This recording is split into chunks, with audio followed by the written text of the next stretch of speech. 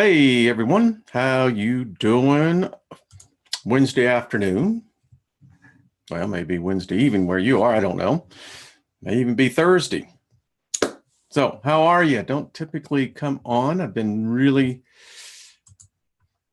doing things I have to do in business and actually did spend, hello, Chloe, Jerry, how you doing? Um, so spent a little time up in the mountains and what a great time. Uh, Hi Kelly, how you doing? So I thought I'd just share with you, you know, that quiet time that I found. I love being up in the mountains. Have a place where we go that not many people actually get to. So um, I needed to get away. You know, One of the things that when you really get quiet and there's no other human being around you, and in this case, it's right at or below tree line. Tree line is about 11,000 feet thereabouts. And I love it when the wind just comes through those pine trees, 100 feet tall, and you can really begin to just quiet things down. And I needed some of that quiet time. I really did. One of the challenges that I have found is that sometimes it's really difficult to shut the flow of thoughts off. Just shut it down. Hi, Claudette. How you doing? Hey, Brian. Well, I was going to give you a call when I got back. Michigan org, how are you doing? Good day to all of y'all. So I love it. There's something about the wind that goes through trees, particularly the pine trees. There's a rhythm. There's almost a, I don't know. I could use the word spiritual, but I think so often that's so misinterpreted and misused. But you really do realize that wind is an energy, is a force. We can't see it. We can feel it. We can measure it. We can hear it, but yet it remains invisible. And yet, I'll tell you, that has a certain cadence to it when you really get into it. Began to just kind of empty my thoughts out, and I came up with this, getting right to this, since this is more of the philosopher in me coming out, and I haven't done this in a while. So the thought just came to me. I mean, I'm out there and there isn't anyone else around. Actually, there was a lot of energy around. And the thought of unconditional love came to me. And that term, now, my theological background in the religion that I was once a part of, it was said that that was what God gave us all, unconditional love. But here's the thing. I haven't been able to find it as I meditated on this, because I don't know where the thought came from.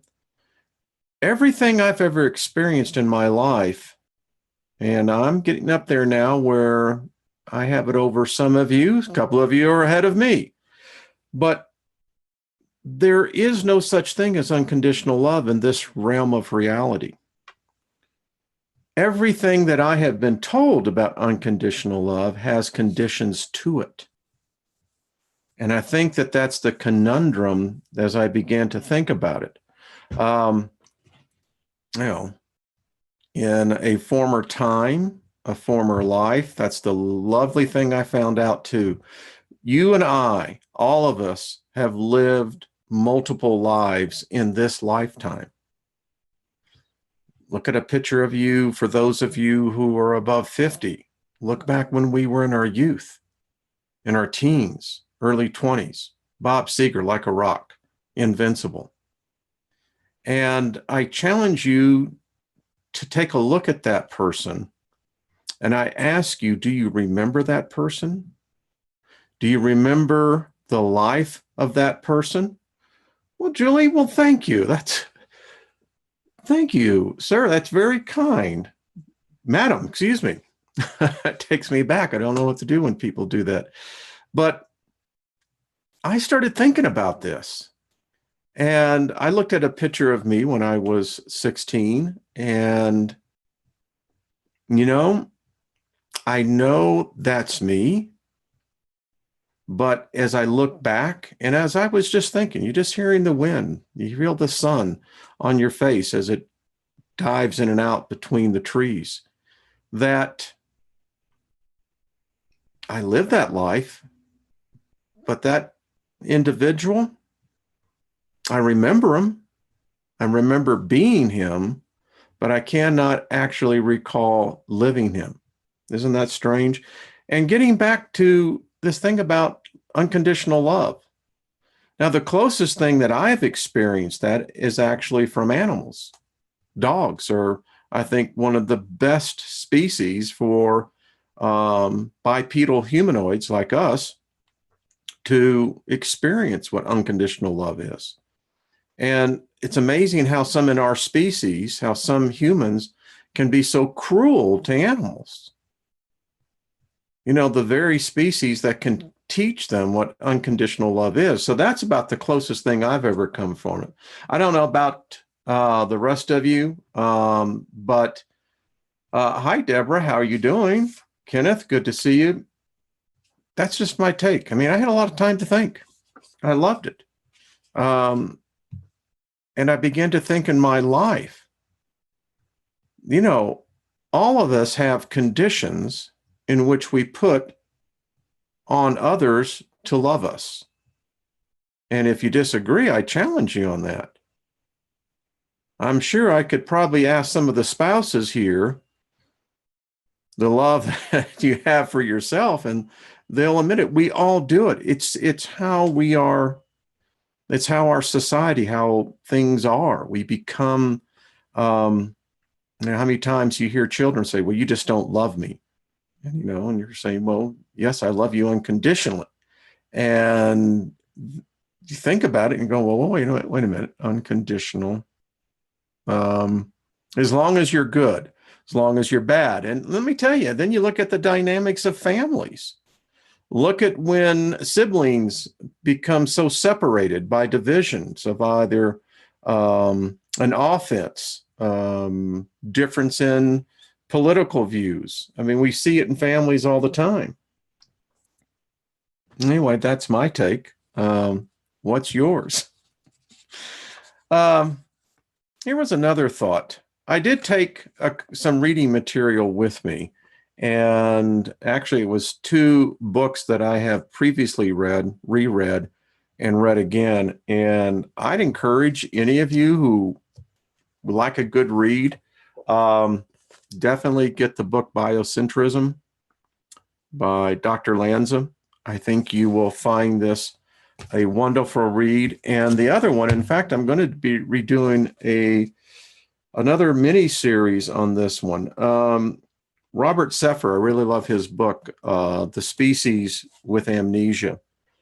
And, I began to think, my departure, all of ours is coming. We don't know when the date. I often wonder now. They say that Google has developed an algorithm that can tell you the day you're going to die.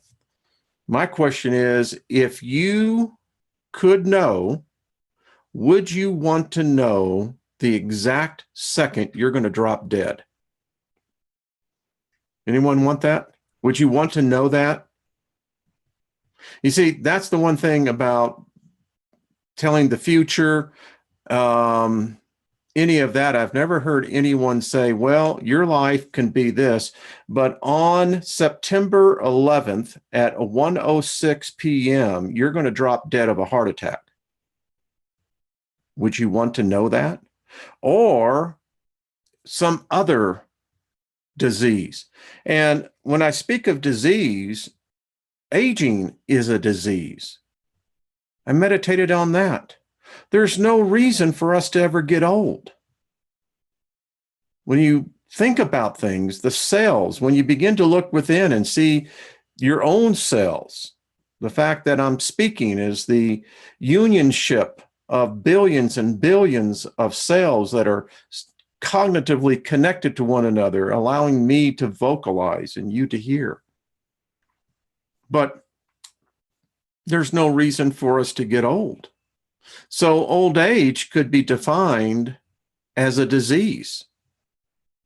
You know, the inevitability is eventually we're all going to eventually fall on the cliff. Give me 1 second. I have a friend that's flying to London. So anyway, and I thought about that.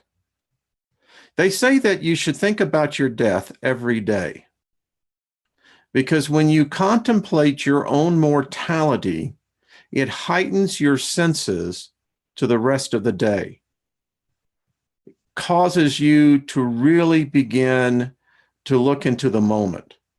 And that's something I've practiced while up there, way up high in the sky, was learning to understand more about the now. And I began to think about, well, wouldn't death in one way be defined as living in the moment? And when you cross over, you know, I did a video on that, a lot of great comments on does death, the realm that we will go into, is it bound by time? And by the way, I began to think as well, and this was at night, that our departure, I don't know if all of us are going to be going in the same direction.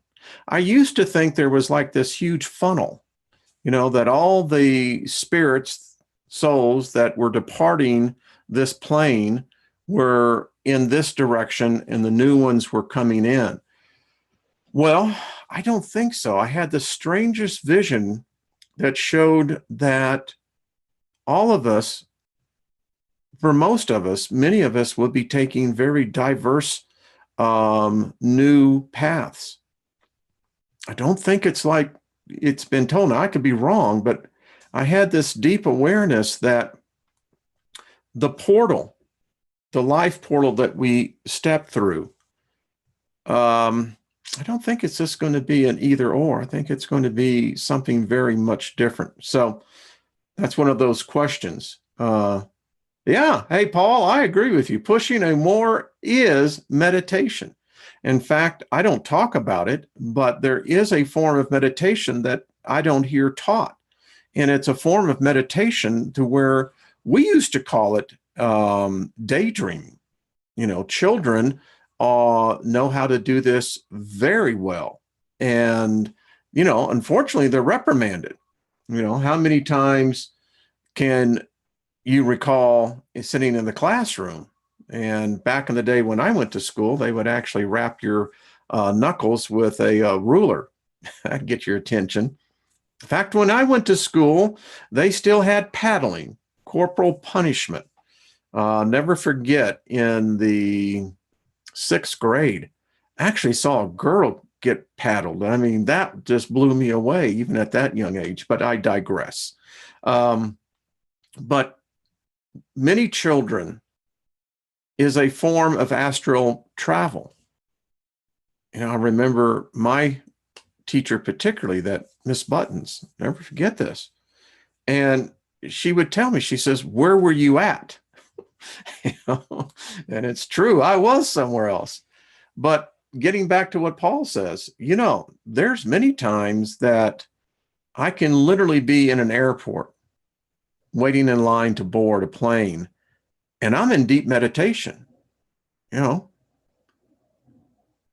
Okay, I'm hearing a squadron of jets going over, military jets, and they're low. Anyway, so yeah, go figure on that one. Does anyone else practice that? I mean, there is that time. Listen, when you're out away from things, in fact, I wrote this down. Another thought. You can see it right here. Without distractions, life would become intolerable. Think about it. Right now, if all the exterior stimulation to your senses, and you perceive reality by two things, you receive reality and perceive it as chemical and electrical impulses.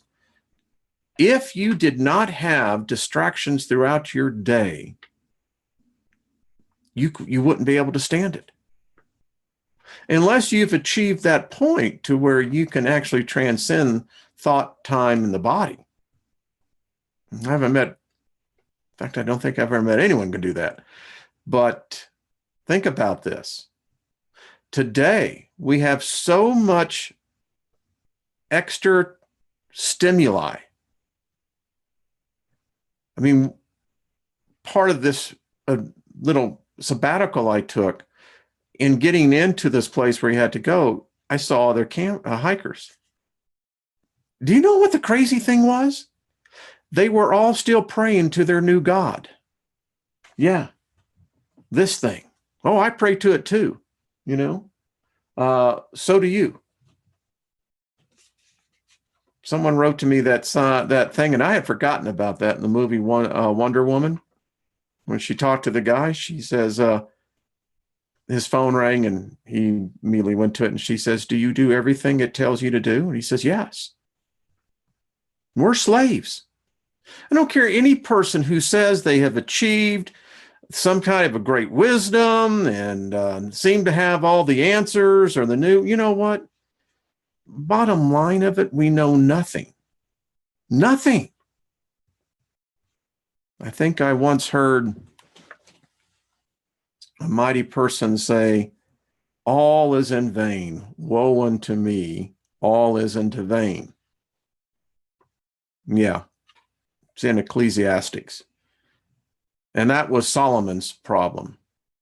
Solomon, I can understand if Solomon ever lived, I don't know, but whoever wrote the thoughts were spot on. Because that's one of the things that I began to think about. At the end of your life, what is it that's really going to account for something? Think about the billions that have died before us. Can any of us recall that person that died somewhere in Malaysia, somewhere in Asia?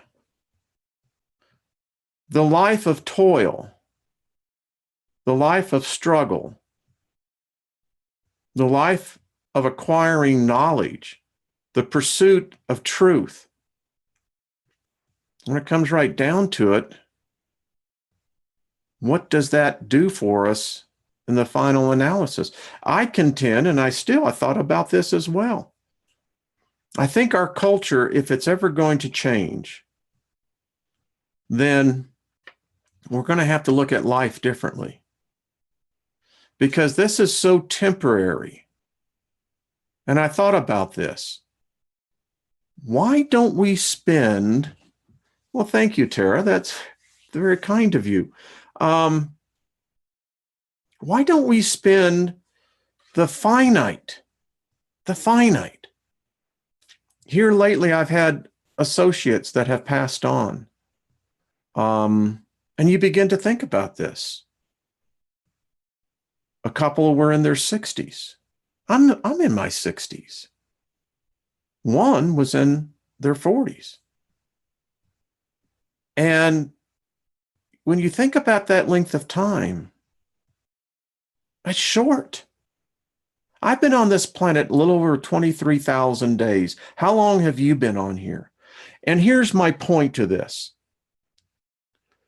Why don't we spend time preparing for what we perceive to be much long lived than what we call life here? Why do we push it off and allow religion, theology, philosophy, ideology to substitute for the deeper things? I see people, and everyone can do what they want, but they endeavor to read ancient manuscripts. Be your Bible, could be the Quran, could be the Vedic, whatever it is. And I see them labor and labor and labor. I did for decades. You know, I don't look at how many hours I spent studying something. I mean, but you can pretty well do the math. You know, how many days of the year, how many days did you spend? And in my case, you know, you actually had a calendar that you check that off. We all been down that road. I assume many have. And as I look back on now, and I'm trying to say, what was I wanting to achieve here? What is it, the purpose that I'm trying to gain? Because I realized that what I did was that I pushed off knowledge. Now, that's just my definition of knowledge, is that knowledge is neither good or bad. You know, in the mythology of the Bible, you know, that was the mythos of the tree of knowledge. It was both good and evil. And apparently only the gods were privileged enough to be able to handle the knowledge of good and evil. And then you can see how the theologies ran with that in the religions. You know, man can't handle knowledge. And today, as I was out there, I believe the time will come when mankind will shake off religion and all gods. I'll just be honest with you. I don't believe in them. No God has manifested itself before any human, never manifested itself on a global scale. But yet, humanity, Homo sapiens, cling to this ever hope that these gods are here, or a God is here. If you look at your Bible, well, this cat quit talking 2,000 years ago. It's definitely like ZZ Top said, Jesus done left Chicago, brother. He's out of here. He left, he ain't coming back. And when you begin to think about this, you think about what our ancestors saw in the skies. I believe that there was a time where the planets were alive. I believe that they are like this planet here, Gaia, alive. This planet here has a heartbeat. It has all the evidences and everything of a sentient being. And I contend that Earth itself is a god. As far as I can see, it's done more than any god I've ever known. Now, I know that's radical thinking, but look at it from this thing, a point of view of reality. Wherever you are right now, typing or listening, I can't see your reality. I have no way of immersing myself into your reality, your environment, the stimuli that you are surrounded with that actually makes you who you are, your thought process. But yet, you and I are immersed into a reality. It's a backdrop. As I looked out there into the mountain, to the valley, that was in one point stationary, because from my perspective, nothing was moving. But yet, if I was to look down into the valley, there were probably live people, deer, elk, moose. Actually had a deer come up and lay down next to me 5 feet away. 5 feet away. It was as though I wasn't even there. But the point is, we're immersed into a backdrop that we call life, we call reality. And the only thing that's disturbed in that tapestry, that backdrop, is you, your actions. I'll paint a picture for you. There's a running path that goes beside a creek. And this path has been well worn. And the water comes through, and the animals and the wildlife are all about. It stays that way. Only until you proceed through it do you actually immerse yourself into it. And I think that that's how it is in our death as we pass on. So there's a framework in which we exist. We define that as our lives. And as I thought about it, it's really nothing more than the experience of my experience. I used to do a lot of surfing, and it was always a blast for me when we were out there and everyone was waiting to catch that one wave, and it was always something. You'd see 5 or 6, boards go up and trying to get into the peak of that wave, and most often it was either 1 or 2 that actually captured it. But when you capture that feeling of being the one who captured the peak of that wave, it's a rush. That's why they're all out there. So, yeah. Deep thoughts. I know. But this is what happens. So at nighttime, I found out something, that when you immerse yourself into the fabric, in this case, it was the mountains, and just sit there. Now, for a while, the mosquitoes were a little bit of a problem, but that abated. But just to sit there. What I found out is that the trees are indeed alive. Somehow I also sense that the rocks are. I know that sounds preposterous, but what I began to see was when my eyes became adaptive to not the darkness, the reduction of light, I began to see more of the existing ambient light. I contend that there is no such thing as absolute darkness, because within absolute darkness would be the absence of photons, the absence of atoms, absence of molecules. It's like absolute zero. What is that, everyone? Real quick, what is it?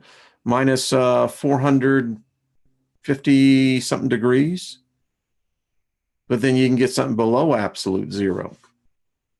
And it began to ponder, because you can see in the nighttime sky now, Jupiter, Mars is coming in, it's going to be very red. Neptune's out there. They're all aligning on the other side. And I began to think about a time when I think humans saw a race of beings that actually took control of planets. And I know it sounds crazy, but I would recommend you go over to the Thunderbolts Project, watch Symbols of an Ancient Alien Sky, and you give this some thought about what our ancestors saw. They saw a time, and they knew of a time when there were gods here. These were beings that we have today that are so deep into our consciousness, our super subconscious. It's something that our species has forgotten. And if it was not for the myths, the legends, the writings, I dare say, because of agendas of other races, they would have wiped that knowledge out. But apparently there was a time when planets moved not on a predictable orbit, but moved at their own will. Apparently our species at one time, and I can tell you, you get these feelings when you're out there, because that energy is still here, that it reverberates. Now, I contend that, folks, you need to give more thought to the asteroid belt. If that was Tiamat, I don't know. I knew it was a planet. And if it was the planet of our origins, well, it would answer a lot of the questions. But this God we call Gaia, Earth, took us. And man has never figured that out. Some of us have. Many of us are trying to get it more and more. But the day when it will become resonant in the collective consciousness of all sapiens, I think will be the chime. But I think cataclysms. I was thinking to myself, well, I wonder if we're just in a lull right now. What if these deities, this race of species of beings, what if they come back? And I want to say this because this is the philosopher in me as I look at this. In every religion on planet Earth, every religion is the promise of their God, their Messiah, their deity coming back. It's replete through every religion: Christianity, Judaism, Islam, Hinduism, Taoism. It's all there. It's because I think deep down inside of us, we remember a time when the gods were here. And we are, in my opinion, and as you look at the current state of humanity, we're a lost species. We don't remember our past. We're fearful of the future. I dare say most of the YouTube channels in this genre exist because we have a sickness. I used to have it. When I was a Christian, I reveled in the fact that there was going to be a rapture. And by God, all the rest of you SOBs, eat it. You know, because God would forgive me. And everyone. Look at Islam. Muhammad is to return on a horse. Jesus is supposed to return on a horse. I mean, you look at all of this and you begin to ask yourself, well, why this commonality, this thread? Because I believe as a species, we truly hope that these gods will come back. Now, every time they do, it appears that chaos reigns. I don't know. Is there a connection? I would say that the status of today's, if you were to take a snapshot of humanity and classify it, I could only say one thing. It's chaos. They don't know what they want. They don't know what they're doing. They don't know which direction they're heading. And it's like a dog chasing its tail. It's that famous line from the comedian Stephen Wright. Said his neighbor had a dog that wouldn't shut up. All hours of the night, the dog would bark. He'd try to talk to his neighbor. Dog, bark, bark, bark. He said one day his neighbor left, threw some meat over the fence, crawled over the fence, put one contact lens in the dog's eye that had a cat on it. The dog died chasing its tail. No more barking.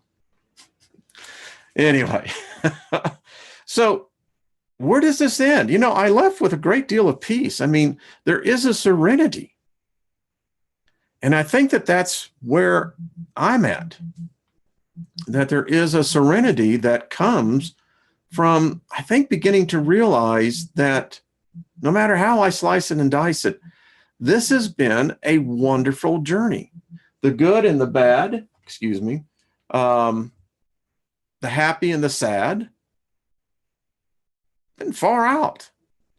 And I can even say that, you know, the times when you've been betrayed, we've all been betrayed. Betrayal sucks, you know, but you learn a lot from it. And my problem has always been, I said, I've been a very trusting person.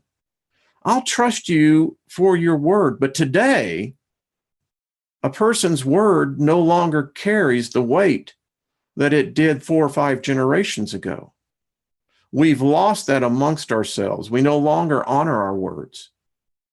And I can tell you it's getting worse. But my tendency is if I shake your hand and look at you in the eye to eye and you told me that this is what we agreed to, then I'm going to shake your hand and I'm going to take your word as your bond. It doesn't work like that today. People change. They'll get mad at you because you offended them. And then that somehow or another makes you, not cool anymore. Or they'll do things that are just very bad. And you know this. All of us have experienced that. They say that the first time you fall in love, you need your heart broken in order to how to begin to protect yourself. I don't know if that's true or not. But anyway, I told you, you get out there where there's no sound, no television, no radios, no nothing, no internet. And it's a good detox. It really is. How I found myself is that I wanted to walk. And when I finally got that energy balanced, then I wanted to find a place and then start connecting to Earth and connecting to my thoughts. So there you go. Oh, as I was looking up into the sky, in the nighttime sky, there's still light pollution. It's amazing. I think that they say there's very few places on the planet now where you can go where there's not light pollution. But I began to think about how so often we hear prophecies about future events. A comet's going to come in the sky, a red dragon. You can go through all the different legends that are out there that prophesy this. And here's my one comment on that. It's not prophecy at all. Anything that has to do with the heavens, the celestial, the stars, it's already happened. That's the strange conundrum of our reality. We can't see forward, but we damn sure all we can see is the past. Our telescopes, our instruments that we now send out into the cosmos are not seeing anything of the future. They're reporting back to us that which has already happened. So if someone says, well, on 2024, there will be a great comet that comes through the sky, and they made this back, let's say, the 1st century BC. Did the comet just form in 2024? No. We know science says that that's been orbiting our sun for who knows? Anyway, just a little something I was thinking about this. And why is it that I thought about this as well? Why is it our species, I'm getting back to this thing, why do we want the apocalypse? Why do we want cataclysm? I mean, you look at all the money that's raised in religion, in churches, about when you see celestial events, then how that suddenly, we start talking about the 4 horsemen, and we all look for the signs, and, boy, this government's going to do this. It's like we're obsessed with this. And I contend it was never prophecy to begin with. It was pre-programming. And our species, as we are known to do, we're easily deceived, very easily fooled. Again, because we do not spend time looking in within. Well, thank you, Melanie. Oh, not just me, the bandwidth?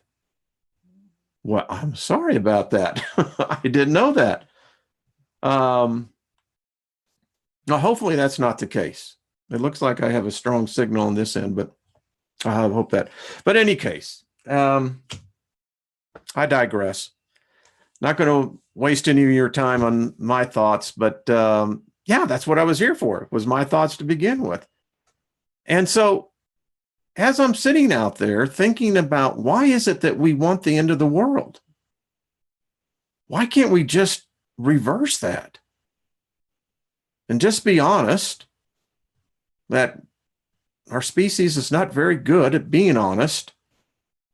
We live where we deceive, and like I said, we're so easily deceived. I often wonder if we just spent time realizing that we're unique, because I think we are. I think you're unique. I'm unique. And when my time is done on this planet, I believe that I'll have to say back, and that was a unique time, because it is a unique time. In closing out, go and check out the Thunderbolts project, because I keep on thinking maybe our ancestors were told something that, and it's not been that long. I mean, I believe what Dr. Albert said. I think that our perception of time on galactic events, planetarial events, is wrong. I think that these can happen very suddenly. And this so-called order that we have within the solar system right now, I think is an aberration. I think it's the unusual and not the norm. And maybe, the Mayans, if you look on the Mayan calendar, we're entering into, I believe, what they call the electric age, the Bronze Age. And according to them, we're going to be entering a time that we look back as the Enlightenment age, of when these gods stayed in the heavens and visited us mere mortals on the earth. I really do believe that. I think that that's what they were seeing. And who knows? Maybe the Vedic had it right.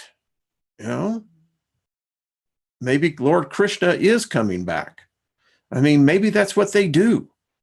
Maybe that's what they do, is they go around in our quadrant of space and deal with the other populations.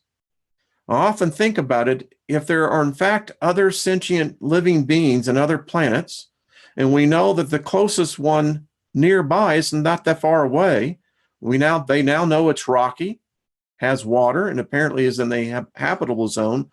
Do these gods go and visit these other worlds? I contend that God is not a Christian, never was. God is not any religion or any denomination of faith. If you got to believe in a God, then it would be a superior being, a group of them.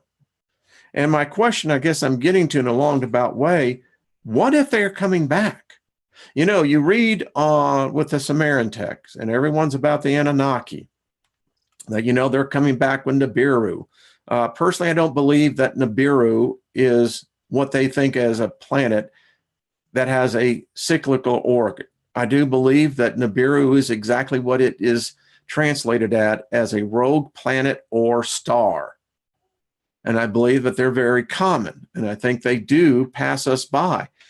Our ancestors talked about the time that when the gods would go to war, they were going to war by the planets passing each other. Maybe that's what we're anticipating. Maybe the Schumann resonance that we're seeing spiking is the fact that this increased energy is a progenitor of something that has been building, something that is in itself cyclical, but on a time cycle that goes beyond our perception of time. Most people that I know, when you get right down to it and you talk to them and you ask them, how old is the human race? They'll give you two answers. Well, according to the Bible, or they'll go and resort, well, I don't know. Isn't that amazing? Our species does not know how long lived we are. Why don't we find out the very basics about who we are and get that settled before we start venturing off into territories unknown? It seems to me that all that's going to do is confuse us. But we're good at that. Look at the United States Congress. We haven't had a balanced budget. If any of us ran our family households the way that Congress runs this country, we'd be in jail. But that's the insanity of it all. And you look on the worldwide situation right now. Everyone is prophesying war, war, war. Why don't they prophesy peace? Why don't we start reprogramming the machine? But no, everybody wants war. And so we spend our resources because you have to have a military. If you don't have a military, well, then you can be attacked. And here we are again. 6,000 years of recorded history, and mankind has advanced zero. We are doing the same things that we did 6,500, maybe 10,000 years ago. We kill each other. We're really good at that. And we kill each other by words. I went on a show over the weekend, and because I'm not a Christian anymore, and I confess that, I tell people I don't believe in any of the gods. I haven't met one I liked. Why is it that I'm supposed to worship a God if I don't like it? And the reason it was, as I was told growing up, was that, listen, you've been given the free choice. It's either heaven or hell. Bullshit. That isn't any choice. I don't like any of these gods, and I don't want anything to do with them. But I want to tell you what, folks, I get accused of being, let's see, asleep, a deceiver, a heretic, one who's lost, apparently can't figure out my ass from a hole in the ground by listening to some of the comments, and that I have apparently never read the Bible one day of my life. I have. More than most. I don't know what awake means. I used to think I knew what that meant. But I have met more people who say they're awake who are more asleep than the ones who said that they are asleep. So, I don't know. Appreciate all of you. What a rant. But this has been fun. I haven't had a chance to do this in a long time. And, you know, it's what makes the journey interesting. And I appreciate all of y'all. This is I don't know, folks. I tell you, getting back down off that hill, I had to tell myself, Wayne, you have to remain quiet and teachable. And I have to turn down the cacophony of voices. I tell you, I think that's what's wrong today. I think it's a problem. The internet, modern technology has allowed every person to have a voice.